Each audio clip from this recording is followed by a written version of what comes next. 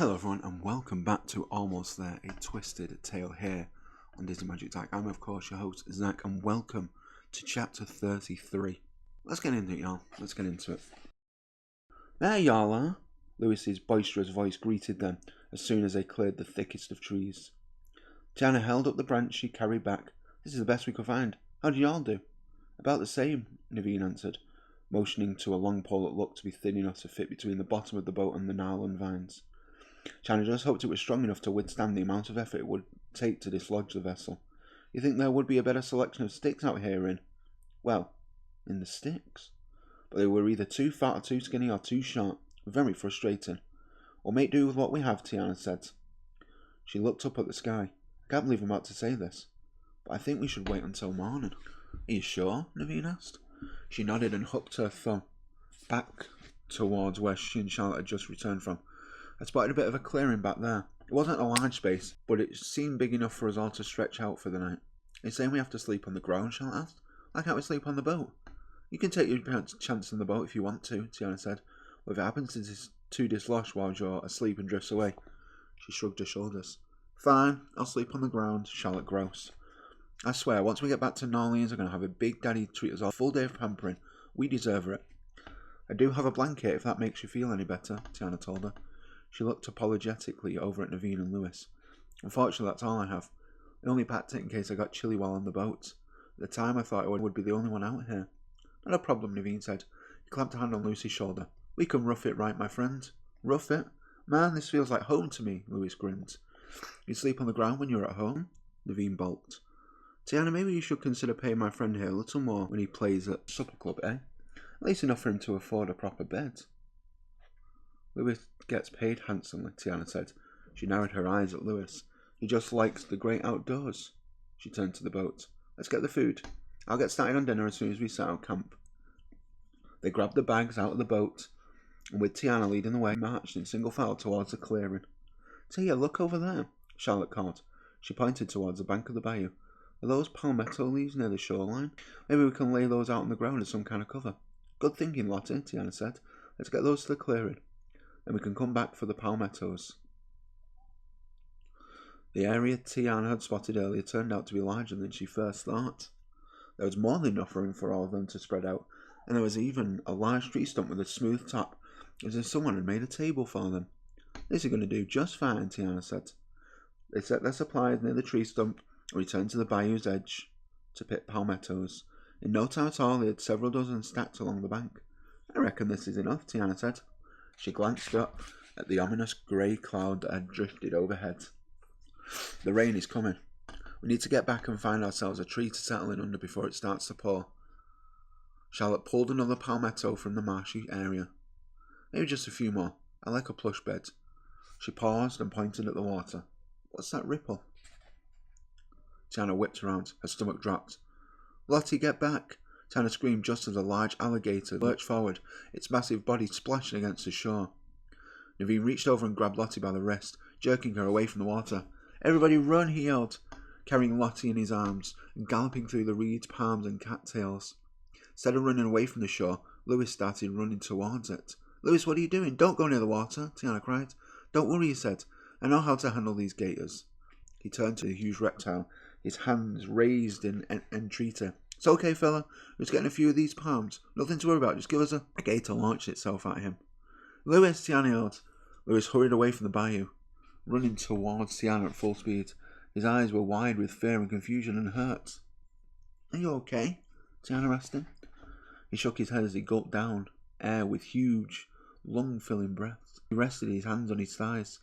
After a moment, he took Tiana by one arm, moving several yards away from where Naveen and Charlotte stood. You don't understand, Tiana, Louis whispered. That was Henry. We grew up together. It was as if he didn't even know me. The sadness in his eyes broke her heart. I don't think he does, Louis. She reminded him in a soft voice. You're not one of them anymore. Tiana stood silently, offering her friend comfort as he digested her words.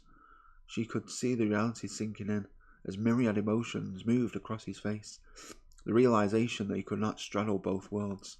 Now that he was human, his old life here on the bayou truly was over. A pang of guilt shot through Tiana, even though she had done what she had thought Louis wanted. what she had thought would keep him safe. She wondered if it had been right to bring him into her deal with Dr. Facilier at all. Placing a hand on his rough arm, she looked over at the other two and called, "Let's get our palm fronds and get back to camp before the rain comes." A loud crack of thunder rang out, like an exclamation point on her statement. Charlotte stood as a lookout while Tiana, Louis and Naveen quickly gathered up the palm fronds they'd already collected. Once back at the clearing, the mood was subdued. They went about setting things up for the night, the encounter with the Gator bringing the dangers they faced out here in the bayou into stark relief. Thunder rent the air, and sheets of heavy rain poured down like a curtain all around them, but oddly, the area where they'd set up their camp remained dry, as if an invisible dome covered them. "Did the rainstorm seem peculiar to you, or is it just me?" Naveen asked. Tiana couldn't explain it, so she simply shrugged. She made a paste with the sardines and spread it over the loaves of fresh bread she brought at the market before they left. She set it out, along with some of the fruit and shell pecans. She continued to observe Louis out of the corner of her eye as she nibbled on her meagre dinner. His forlorn mien was so contrary to his usual cheery disposition, as if he was an entirely different person, because he was. That was the issue. He was a person. She wondered, after a full year as a human, was he starting to regret the change? After finishing up her meal, Tiana dusted off her hands and went over to him. She quietly approached, giving Louis space to decline her company if he chose. Relief washed over her when he patted her down next to him. "You didn't eat much," he said, gesturing into his half-eaten bread. "I don't have much of an appetite." "You know, Louis," Tiana started in a lowered voice, "when I made that deal with the Shadow Man, I included you in it because I knew how much you dreamt of becoming human. But I shouldn't have assumed I knew what you might want or need. I'm so sorry." She paused. "If we can figure out a way to change the deal, would you want to go back to the way the things you were?" He shrugged. "I like playing with the crawfish crooners, but I do miss my family sometimes." He looked over at her. "I'm not sure I'll fit in with them anymore. Not after what happened tonight with Henry. Henry didn't recognize you as you are now, but I'm sure he would if you returned to your former state. Maybe Mama Rhodey could help with that too." She covered his forearm and gave it a squeeze. "I would miss you, but I want you to be happy." "I'd miss you too, and Charlotte, and Naveen, and the guys in the band." His expression was full of remorse. "You decide which would make you happier. The choice is up to you." She looked him in the eye. "It should have always been up to you." Louis shot her a shaky smile, and she left her friend to his thoughts, pushing up from the ground and returning to the tree stump to clear up the remnants of their dinner, only to discover Naveen and Lottie putting things away. "I was going to do that," Tiana said. "You fix the meal," Charlotte pointed out. "At least we can do is clean up. You don't have to do everything yourself, Tia." Tiana stood there, uncertain what to do with herself. "See, we can be useful," Lottie said once they were done. She stretched her arms above her head and released a yawn. "The day has been a lot. I'm going to bed. At least I hope I can get some beauty sleep out here." She grabbed the blanket and went over to the bed of palmettos they spread on the ground. Meanwhile, Naveen motioned for Tiana to come with him. She followed him into one of the big cypress trees that surrounded their camp, and they both slid to the ground, sitting with their backs against the tree's trunk. "Is he okay?" Naveen pointed to Louis, who remained in the spot where Tiana had left him, on the other side of the clearing. "I think so," Tiana said. "He just misses his family." "I can understand that," Naveen remarked. Tiana studied his profile, realising he was in a similar situation, even if he wasn't magically motivated. "It's been a year since you've seen them," she said. "Back on the boat, you asked if I ever think about going back." Picked up a small twig and twirled it round. "My parents were inviting me to return home." Tiana was shocked by the sudden, profound anguish that instantly swept over her, just as she thought of him leaving. Of course, she considered numerous times this past year, telling herself it would be better for her if he did return to his homeland.